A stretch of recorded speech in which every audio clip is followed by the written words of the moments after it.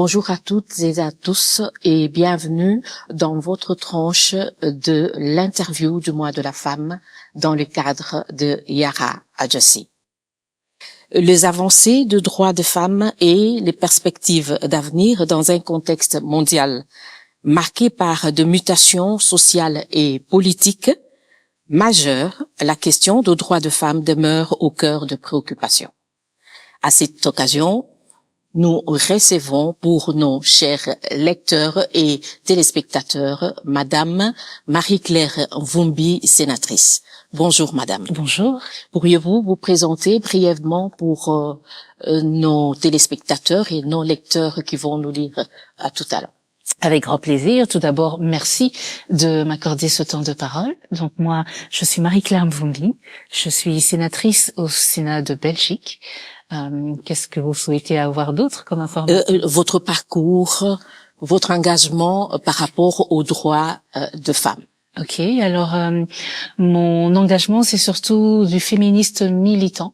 Ça fait plus de 30 ans que je travaille en me consacrant à soutenir les femmes. J'ai commencé dans mon pays d'origine, au Congo, il y a 30 ans, où j'ai consacré ma première expérience professionnelle à soutenir les femmes qui étaient tellement pauvres qu'elles recouraient à la prostitution de rue pour essayer de survivre et élever leurs enfants. Et c'est ce parcours qui m'a menée ici, aujourd'hui, 30 ans plus tard, au Sénat de Belgique, parce que partout à travers le monde, la femme est souvent vulnérabilisée, invisibilisée, non reconnue dans ses droits, et donc ça c'est vraiment mon cheval de bataille principal. Et pourriez-vous nous dire s'il y a des avancées dans cette matière-là, donc le droit de femmes, il y a des femmes précarisées, comme vous avez dit tout à l'heure. Est-ce que les femmes qui sont précarisées, qui sont monoparentales, et d'autres femmes qui arrivent quand même, par exemple, à travailler comme vous êtes sénatrice, est-ce que le droit, il y a une avancée significative par rapport aux droits de femmes? Alors, ce serait mentir que de dire qu'il n'y a pas du tout d'avancée. Au cours des dernières années, des dernières décennies, oui, énormément de textes sont passés en faveur du droit des femmes. Il y a par exemple dernièrement le ministre Yves Copiters qui a dans son portefeuille l'égalité des genres, qui a sorti un plan genre. Donc c'est une nouvelle disposition, une nouvelle façon d'intégrer justement la reconnaissance des droits des femmes. Et même avant ça, d'énormes avancées ont été réalisées sur le plan économique, sur le plan des quotas, dans les postes de décision, des postes diplomatiques. Des avancées ont été réalisées. Mais malgré ces avancées, on peut encore constater que énormément de travail reste à faire. Et je pense que c'est un cheval de bataille qui reste important. Il faut s'y atteler et il faut y travailler. Tout le monde doit s'engager dans cette voie, aussi bien les hommes que les femmes, tous les niveaux de pouvoir. Et je pense que c'est aussi une question d'éducation et que donc dès le plus bas âge, on doit vraiment sensibiliser aussi bien les garçons que les femmes, que les filles au fait que notre société serait plus forte et bien plus harmonieuse si on arrivait enfin à une véritable égalité entre les sexes. Et vous pensez que vraiment un jour qu'on y arriverait à cette égalité-là? Et quels sont, bien qu'il y a des progrès, quels sont les défis majeurs qui restent encore à réaliser dans ce domaine?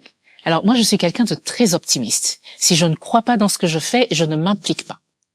Voilà. Si je ne pensais pas en la possibilité pour le politique, pour le levier politique de faire progresser les choses, je ne serais pas là. Si j'ai accepté ce poste qui m'a été proposé, c'est parce que je le vois comme un moyen, justement, d'essayer de faire avancer les choses. Et je ferai plus que juste essayer. Par exemple, je suis en train de travailler ici au Sénat, dès que je suis arrivée. Donc le travail de militantisme associatif que je faisais via mon association Cofamone, c'est exactement le même que je poursuis ici dans les plus hautes institutions belges, c'est-à-dire que je travaille sur les questions des familles monoparentales.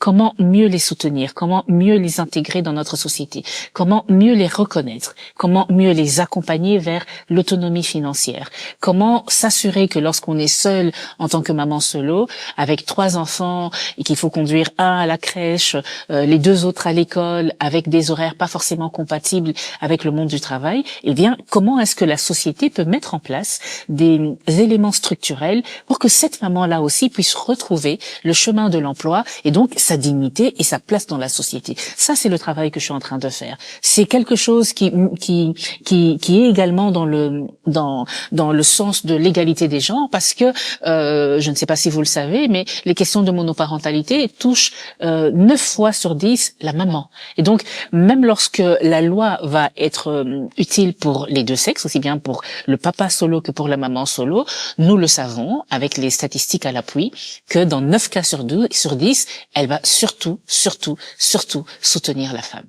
Voilà. Donc, je pense que nous avons frappé à la bonne porte, et j'espère que les dames, quand ils vont vous suivre, elles seront contentes et elles vont se retrouver. Et quel impact politique par rapport qui cerne toutes ces mesures-là, quel impact politique? On parle de la Belgique, on parle aussi à l'échelle internationale. Comment vous trouvez ça? Alors l'impact, il est juste gigantesque. On ne peut pas nier la place de la femme dans la société, parce que c'est 50% de la population, aussi bien en Belgique que sur à l'échelle mondiale ou dans n'importe quel pays. Les femmes, c'est la moitié de la population. Donc, si les femmes sont plus autonomes, sont plus nombreuses à travailler, sont plus solides financièrement, c'est toute l'économie qui en bénéficie, en fait. Plus vous avez de femmes qui sont reconnues dans leurs droits, qui sont à l'aise pour s'épanouir dans la société et exercer un vrai rôle, eh bien, mieux la société se ressentira. Donc, il y a, évidemment, l'impact est énorme, ne serait-ce qu'en termes de retombées économiques, en termes de stabilité de la société à tous les niveaux. Tout le monde, les hommes comme les femmes, les pouvoirs publics comme les particuliers, les entreprises comme les institutions, tout le monde a intérêt à ce que les femmes soient sur un pied d'égalité avec les hommes. Oui, vous avez parlé des hommes, l'implication des hommes. Comment vous comptez faire cela? Parce que j'ai l'impression que c'est pas évident. Parce que les violences, la plupart du temps, c'est les hommes qui les commettent. La plupart du temps, je dis. Et comment trouvez-vous, quels moyens vous pouvez trouver pour impliquer l'homme à garantir ses droits à la femme? Alors, 2 choses. La première, c'est qu'il y a plusieurs formes de féminisme. Le féminisme dans lequel moi je me reconnais, ce n'est pas le féminisme qui accuse. Ce n'est pas le féminisme qui se distancie de l'homme. Au contraire. C'est un féminisme qui établit une véritable alliance entre les hommes et les femmes, et qui va chercher les hommes en leur disant: asseyez-vous avec nous. Venez à notre table pour qu'on puisse discuter ensemble. Parce que l'égalité à laquelle nous souhaitons arriver et dans l'intérêt de tous, des hommes également. Donc, comment on va y arriver? En considérant l'homme comme un allié, en rétablissant l'homme dans son rôle dans la société, et en travaillant vraiment en alliance avec eux. Dans tout ce que je porte comme combat, les hommes sont vraiment toujours les bienvenus. Et vous avez raison.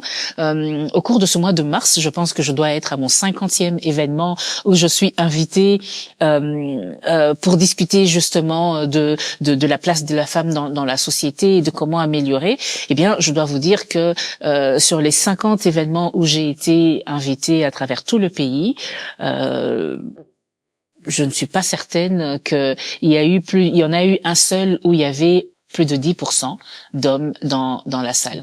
Comme si les questions liées à l'égalité n'intéressaient pas encore suffisamment les hommes. Alors quand vous me demandez comment je pense pouvoir y arriver, je pense que les mécanismes. Je pense que le mécanisme le plus puissant, c'est d'abord la sensibilisation dès le plus bas âge. Il faut vraiment que les questions de genre, les questions d'égalité soient discutées dès l'école, en tout cas dans la responsabilisation des deux sexes de la même façon, aussi bien les hommes que les femmes. Ça, c'est la première chose.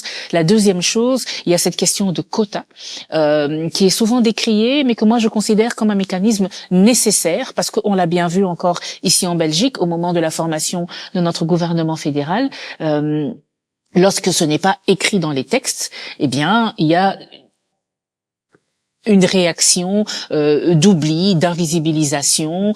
C'est un peu comme si ça passait un peu au second plan. Alors que quand c'est écrit dans les textes et que on ne peut pas passer sans faire ça, eh bien c'est plus facile. Une troisième chose, un troisième levier peut-être, si vous me le permettez, au sein de mon parti et au sein de tous les partis, en tout cas un levier qui a fonctionné en Belgique, c'est que au moment où ce n'était pas encore le cas, quand les hommes pouvaient déposer une candidature eux-mêmes, et quand ils pouvaient s'inscrire dans les listes électorales eux-mêmes, on avait un phénomène de polarisation masculine, c'est-à-dire qu'il y avait beaucoup plus d'hommes sur les listes électorales et que ces hommes avaient très souvent les places les plus avantageuses sur les listes électorales. Donc finalement, les femmes qui acceptaient de se mettre en politique, non seulement subissaient souvent un regard négatif, étaient insultées, étaient plus souvent agressées, mais en plus n'occupaient que des places sur les listes qui avaient vraiment peu de places, peu de chances d'être élus. Alors, en tout cas, dans mon parti, ça a été changé. Ce qu'on fait maintenant aujourd'hui, c'est que chaque homme qui souhaite se mettre dans une liste est obligé de poser une candidature en duo avec une femme. Donc, les deux sexes doivent être représentés. Ce qui fait que sur toutes les listes, on a un homme, une femme, un homme, une femme, un homme, une femme, ou une femme, un homme, une femme, un homme.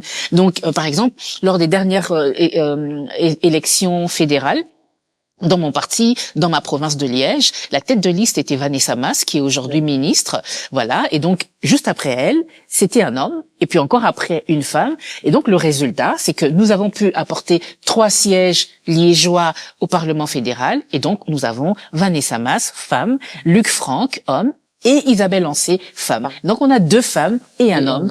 Grâce à ce mécanisme, parce qu'on a imposé à l'intérieur de notre parti une règle qui disait que d'abord les listes seraient en alternance et que chaque candidature serait présentée en duo. Parfois, c'est pas des choses qui doivent arriver. On ne doit pas forcément attendre que la Constitution change, que les lois viennent du Parlement fédéral. Parfois, ce sont les organismes aussi. On peut s'organiser. Exactement. Et donc, si au niveau des entreprises qui sont privées, qui ne relèvent pas forcément de l'État, les chefs d'entreprise prennent conscience de cette possibilité et qu'à l'intérieur des entreprises ils se disent ok, on va essayer de s'imposer un quota en interne sans attendre que la loi vienne de la Constitution ou du Parlement. On va essayer de faire en sorte que on équilibre au niveau des quotas, qu'il y ait un pourcentage important de femmes lorsqu'il y a des promotions, qu'on mette une attention, ne serait-ce que de mettre ça dans les textes. Une attention particulière sera mise pour vérifier que on respecte l'égalité des genres. Eh bien, rien que ça, ça change déjà énormément de choses. Et je pense il faudra peut-être, je ne sais pas, encore sensibiliser plus la femme par rapport à ce que vous venez de dire tout à l'heure, parce que la plupart du temps, les femmes aussi sont là à pleurnicher, et je le dis, à pleurnicher, à se lamenter au lieu d'aller de l'avant et proposer des choses comme vous venez de dire tout à l'heure. Je ne sais pas, parce que peut-être qu'on ne fréquente pas les mêmes milieux. Dans les milieux où moi je suis, moi je vois beaucoup de femmes qui osent. Je vois beaucoup de femmes qui mettent des choses en place. Je vois beaucoup de femmes, mais vraiment de plus en plus, qui se renseignent et qui participent, qui essayent de prendre leur place et qui prennent des initiatives. Je vais vous donner l'exemple de Chad, qui est mon assistante que vous avez là. Oui. C'est une jeune femme qui est étudiante à l'Université libre de Bruxelles. Elle est en 2e année, elle étudie le droit. Et en 2e année, l'université ne prévoit pas du tout de stage. Pourtant, elle s'est dit... Mais en fait, je vois sur les réseaux sociaux, je vois à la télé une femme que je trouve admirable, auprès de qui je pense que j'aurais quelque chose à apprendre. Et donc, même si son stage n'était pas prévu, elle a pris l'initiative de m'écrire. Et donc, un jour, je reçois un courrier. Bonjour, Madame la sénatrice, je suis Chad, j'ai 19 ans, je suis étudiante. Mon université ne prévoit pas de stage obligatoire cette année, mais quand je vous vois à travers les réseaux sociaux, je me dis que vous avez quelque chose et que j'ai envie d'apprendre auprès de vous. vous. Est-ce que vous accepteriez de me prendre auprès de vous pour faire un stage? Moi, quand je vois ce genre d'initiative, eh bien, forcément, je dis oui, même si je n'avais pas forcément besoin de faire un stage à ce moment-là. Mais je vois une jeune femme, je vois une envie, je vois une prise d'initiative, je vois une démarche. Et puis, elle a fait des recherches parce que j'ai demandé qu'elle m'envoie un CV, une lettre de motivation. Et quand je lis sa lettre de motivation, je vois qu'elle a fait ses devoirs, qu'elle a cherché. Donc, elle a été creusée. Elle ne s'est pas dit juste, je vais demander à ChatGPT de me faire une lettre de motivation. Donc, voilà, je ne sais pas où est-ce que vous voyez des femmes qui ne font que se plaindre. Mais de là où moi je suis, c'est-à-dire au niveau associatif, il y a plein de femmes qui tentent de se regrouper, qui tentent de lancer des initiatives, qui se renseignent, qui se forment, même sans moyens, même en étant maman solo, enfermée à la maison avec des enfants et qui n'ont pas les moyens. Eh bien, elles vont chercher des modules sur Internet. Elles se forment, elles cherchent à tisser des liens, elles écrivent, elles essayent vraiment d'aller de l'avant et elles essayent de pousser les lignes. Donc moi, j'ai envie de regarder plutôt le verre à moitié rempli et de dire à ces femmes-là, là où vous êtes, si vous avez déjà fait 3 pas, eh bien, n'hésitez pas à me contacter, on fera le 4e pas ensemble. Moi, je suis là vraiment pour soutenir les initiatives, pour soutenir les femmes, jeunes ou âgées, et pour leur dire, s'il vous plaît, arrêtons de nous plaindre, arrêtons de rester isolés, il y a des choses à faire, même en politique, hein. Si vous m'aviez posé la question avant que je devienne sénatrice, je vous aurais dit, moi, la politique, mais jamais de la vie, c'est pas quelque chose que je vais faire. Mais il y a un moment où, après 30 ans d'investissement associatif, eh bien, je me suis rendu compte que j'avais épuisé tout ce que la loi mettait à ma disposition comme moyen d'action.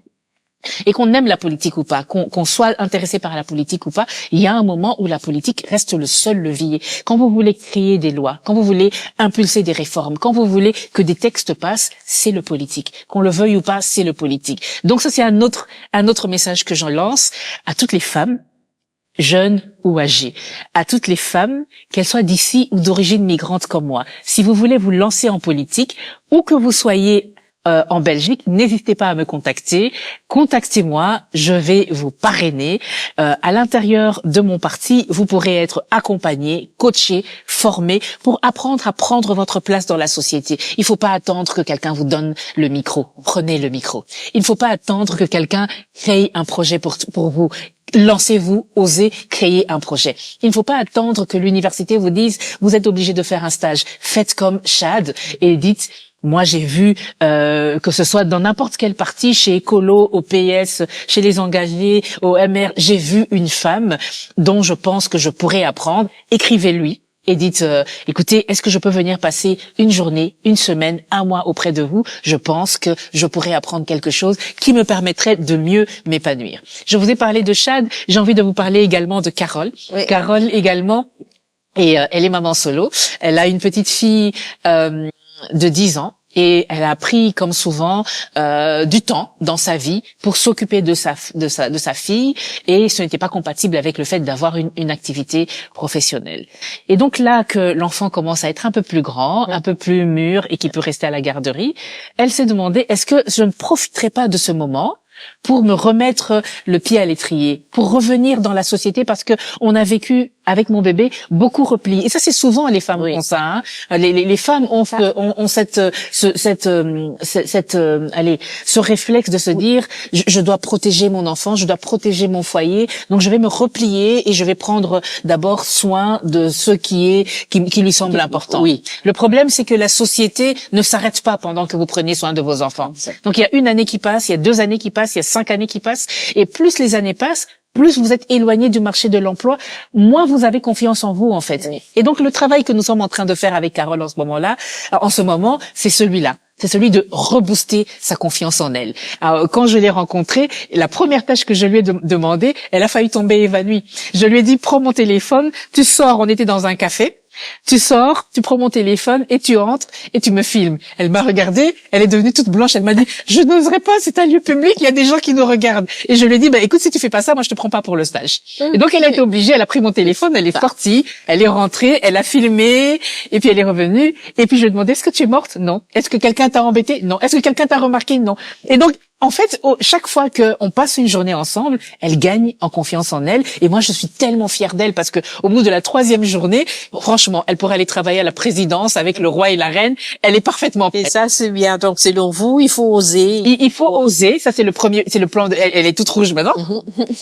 Il faut oser. Oui. Le point de départ, c'est de oser. Oui. Ensuite, c'est vrai que parfois, ça ne suffit pas parce que tout le monde ne rencontre pas forcément les bonnes opportunités, les bons moments. Parfois, on ose et puis on est face à des portes fermées.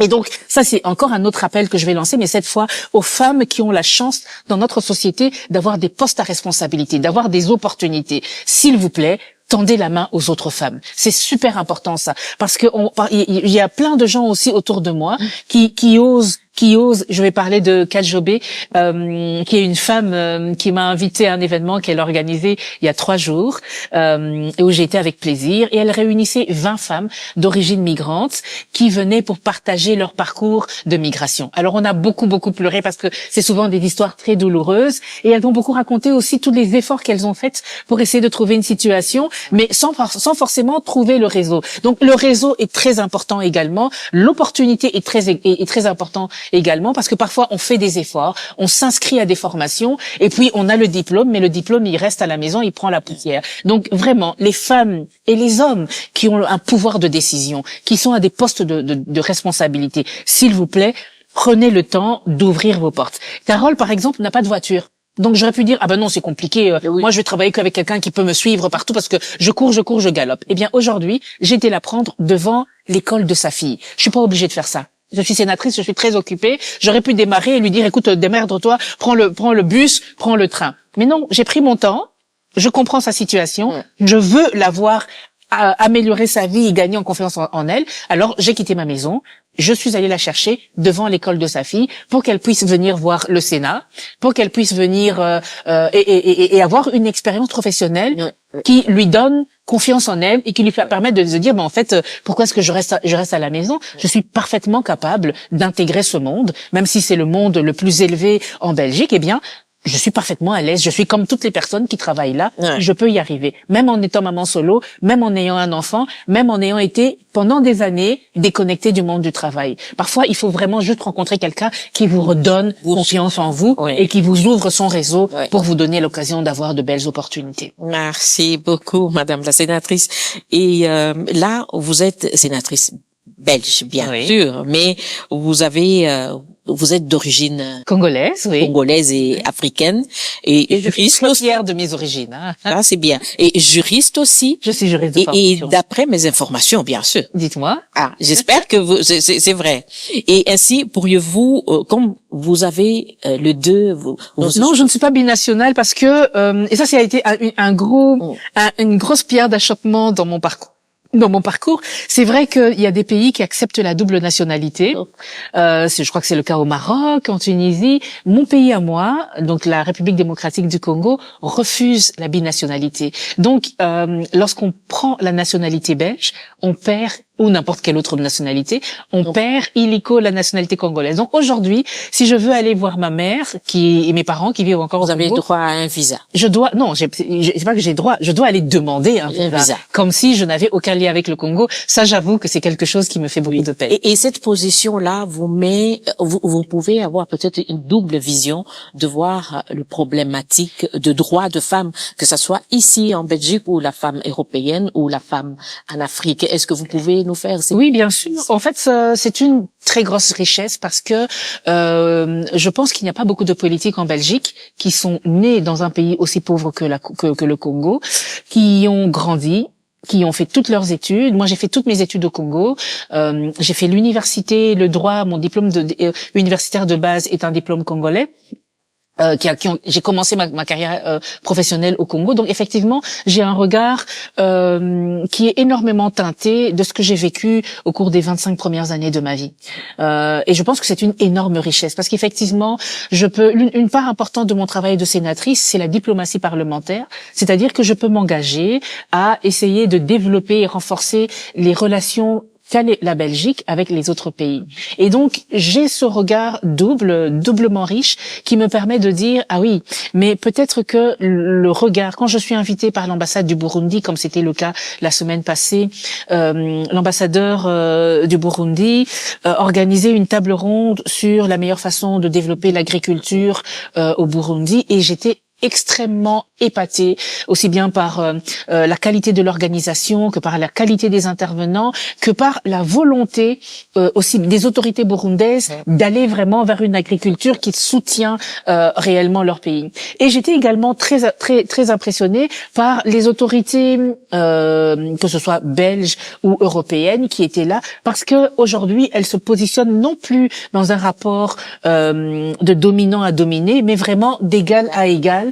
Et mon regard en tant que diplomate, en tant que mandataire belge qui va répondre à une telle invitation, c'est justement de m'assurer que ce degré de réciprocité, de mutualisation dans les intérêts va être respecté. Qu'on ne va pas pour dire je vais prendre la part du lion, je vais prendre 90% et puis vous laisser des miettes parce que vous êtes un pays en voie de développement. Aujourd'hui, tous les pays sont souverains, et lorsqu'on veut avoir de bonnes relations avec les pays, même les pays qui ne sont pas aussi riches que la Belgique, eh bien, on doit respecter la souveraineté des pays africains. Et ça, c'est très important pour moi. Et les liens que j'ai avec l'Afrique me poussent justement à avoir ce regard très acéré et très rigoureux, effectivement.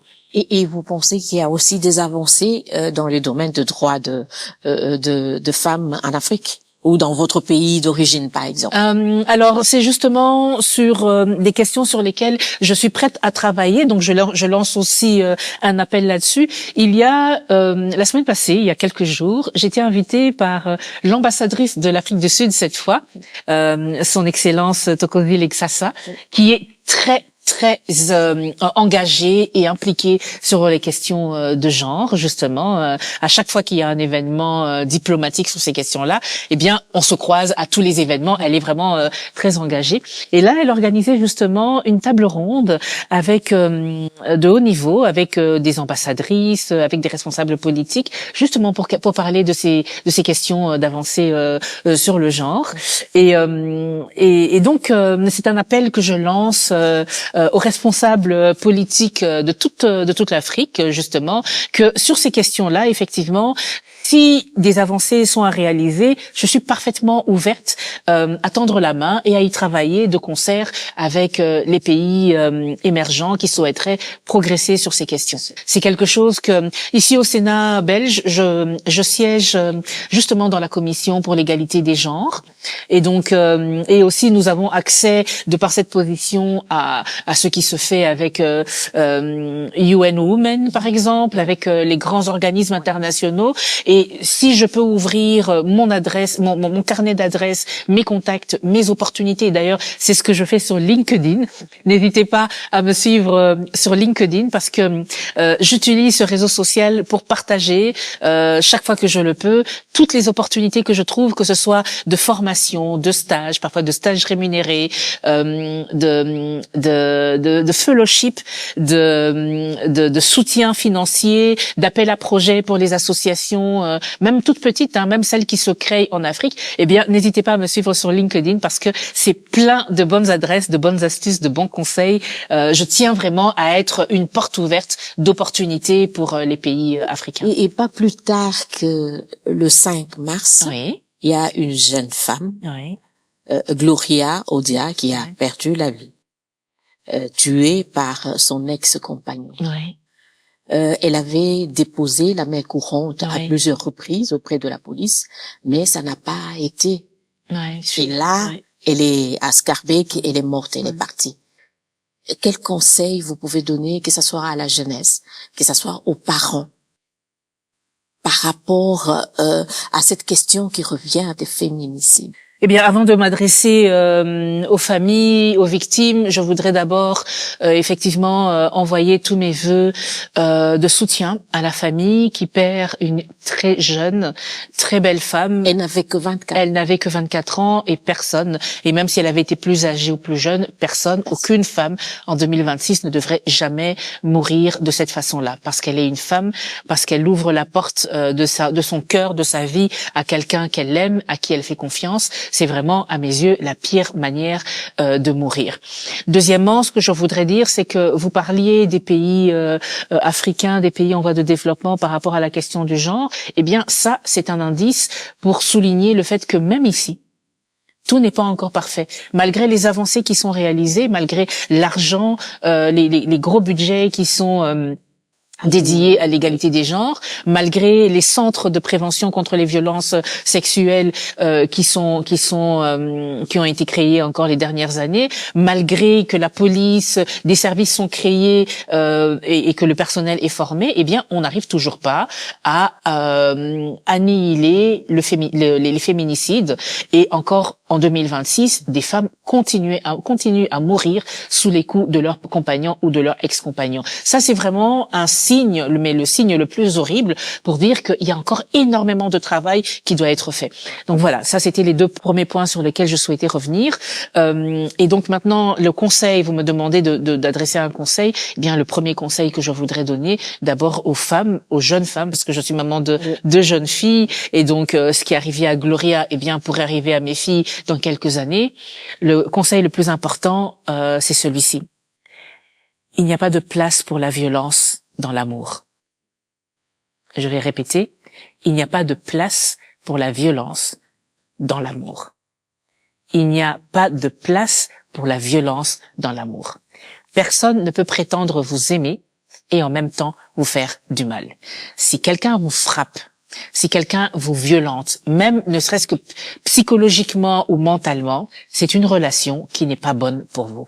Il faut arrêter et la quitter et vous mettre en sécurité.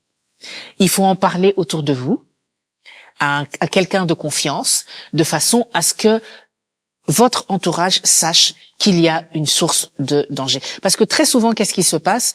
Les femmes cachent subir de la violence parce qu'elles savent que si elles en parlent à une amie, à une maman, à une voisine, à une collègue, eh bien, les amis, l'entourage va leur demander d'arrêter cette relation. Et donc, lorsque la femme qui est victime de violence n'a pas encore dans sa tête fait le déclic et décidé d'arrêter, alors elle ne dit rien. Elle se tait et elle cache la violence. Et ça, c'est vraiment mon conseil, il ne faut pas le faire. Il y a des numéros d'appel, je vais vous demander de l'afficher sur la vidéo pendant il faut téléphoner dès qu'on est victime du premier acte de violence, il faut téléphoner. Même si vous ne voulez pas porter plainte, au moins pour avoir les informations et pour savoir comment agir, comment se protéger, comment sécuriser votre parcours. Et c'est le cas également pour l'entourage de la victime. Les gens qui sont autour, dès que vous avez le moindre soupçon, trouvez des informations et remettez-les à cette femme-là, parce que parfois quand on est dans une situation, on ne la visualise plus comme elle l'est vraiment, et parfois on a besoin que quelqu'un qui ne subit pas cette situation vienne vous aider et vous dire ce que tu subis, c'est de la violence. Donc n'hésitez pas, quand vous avez quelqu'un dans votre entourage qui est victime de violence, n'hésitez pas à la tirer à l'écart et à lui dire. Et merci beaucoup. Maintenant, une pensée aux femmes qui sont dans des zones à conflit. Ouais. Je pense à l'est de la RDC, en Ukraine et partout ailleurs, au Darfour. Quel message pour ces femmes-là? Alors, je pourrais envoyer des messages de courage, mais elles font déjà preuve de courage. Je pourrais envoyer des messages de résilience, mais elles sont des professeurs de résilience, ces femmes. Je pourrais envoyer des messages d'empathie, mais ce que je voudrais dire, c'est que la communauté internationale devrait faire de la lutte contre la violence faite aux femmes en zone de guerre une priorité absolue. En fait, c'est pas à ces femmes que j'ai envie de m'adresser, mais c'est à la communauté internationale. La communauté internationale qui accepte que le droit international soit bafoué quand des intérêts sont présents pour eux. On voit encore le fait que les réactions à ce que Trump est en train de faire en Iran sont très timides, sont très timorées, sont un petit peu ne sont pas très claires. On n'ose pas. Oui, on n'ose se pas positionner. que des femmes sont là-bas en train de subir les affres de guerre. Les affres de guerre.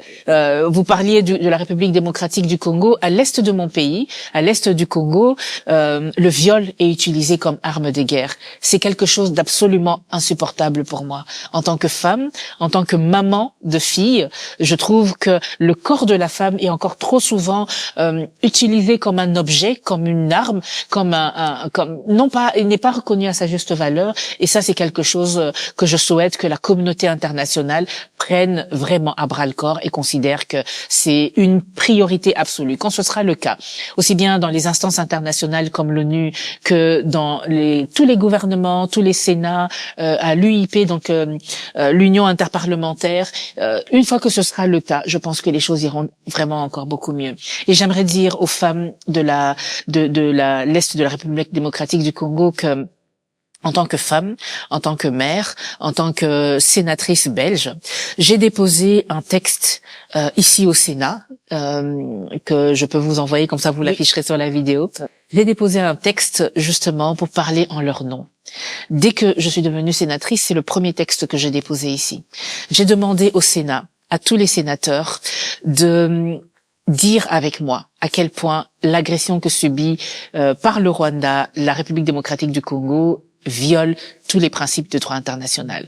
J'ai demandé aux sénateurs et au Sénat belge de décrier l'usage du viol et des violences sexuelles sur ces femmes. J'ai demandé de rejeter complètement toutes les violences qui sont les leurs, et ce texte-là a été voté à l'unanimité. C'est très très rare qu'on obtienne l'unanimité. Eh bien, tous les sénateurs qui étaient présents dans cet hémicycle même se sont ralliés à mes demandes et ont dit qu'effectivement, c'était totalement injuste, que cette guerre devait s'arrêter et que ce qu'elles subissent est insupportable et viole le droit international.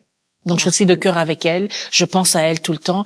Il faut qu'elle sache que ma propre mère, vient de cette zone-là, et que chaque jour, quand je parle avec ma mère, elle a le cœur meurtri de savoir que sa famille, sa région, ces femmes-là subissent ces violences. Et donc moi, je le vis également. Je me sens personnellement concernée par tout ce qui se passe là-bas. C'est quelque chose qui me fait mal et j'y pense tous les jours. Donc je suis de cœur vraiment avec elle. Merci beaucoup, Madame la sénatrice. Merci. Est-ce que vous avez, pour conclure, un dernier mot, un message à adresser? Eh bien, j'aimerais dire que je rêve du jour où ce ne sera plus nécessaire de militer le 8 mars. Je rêve du jour où ce ne sera plus. Vous savez, le monde évolue, hein, donc il ne faut pas voir négativement et de façon pessimiste. Il y a quelques siècles, vous aviez dit que l'esclavagisme un jour n'existerait plus, que tous les pays se mettraient d'accord, qu'il y aurait un consensus universel pour rejeter l'esclavagisme. Peut-être que ceux qui étaient esclaves à ce moment-là auraient dit ça n'arrivera jamais, les noirs seront toujours inférieurs aux blancs. Si vous aviez dit que le colonialisme n'existerait plus, que les pays noirs, les pays africains seraient souverains, arriveraient à obtenir leur indépendance, peut-être que nos arrière-grands-parents auraient dit mais non, ce serait pas impossible. Si vous aviez dit à mon arrière-grand-père, est-ce que tu sais que ta petite fille, ce sera la première femme noire de toute l'histoire de la Belgique à avoir un siège au Sénat de Belgique, à avoir son nom gravé sur un des 60 sièges du Sénat. Je suis certaine que mon arrière-grand-mère ou mon arrière-arrière-grand-père vous aurait dit mais non, c'est impossible. Peut-être au Congo, chez elle, mais que la Belgique accepte de graver son nom sur un siège. Ça ne s'est jamais fait, vous savez. De toute l'histoire de la Belgique, ça ne s'est jamais fait qu'une femme noire arrive au niveau fédéral sans avoir fait d'élection. Je suis la première à qui on fait cet honneur, à qui on donne cette confiance. Et donc, voilà, les choses évoluent. Et puisque les choses évoluent, il faut rester optimiste. Et moi, je rêve de ce jour où on n'aura plus besoin de faire le 8 mars, d'aller dans la rue le 8 mars. Je rêve de ce jour où on n'aura plus besoin de revendiquer l'égalité salariale. Je rêve de ce jour où les postes de décision seront décernés de la même manière aux hommes et aux femmes. Je rêve de ce jour où quand on aura un bébé, on ne sera pas un petit peu inquiète parce que c'est une femme. Quelle place est-ce que le monde lui donnera? Je rêve de ce jour. Et j'aimerais lancer un appel à toutes les femmes, à tous les hommes également, parce que je l'ai dit, ce sont nos alliés dans cette lutte. S'il vous plaît, rejoignez-nous et travaillons ensemble à ce que ce jour arrive. Merci beaucoup, Madame la sénatrice. Merci à vous. Merci pour votre disponibilité et pour tout le temps que vous avez accordé pour cette interview. Avec grand plaisir. Alors, je dis au revoir et à la prochaine édition. Merci. Merci beaucoup. Merci pour cette interview. Merci. Merci à vous. Au revoir.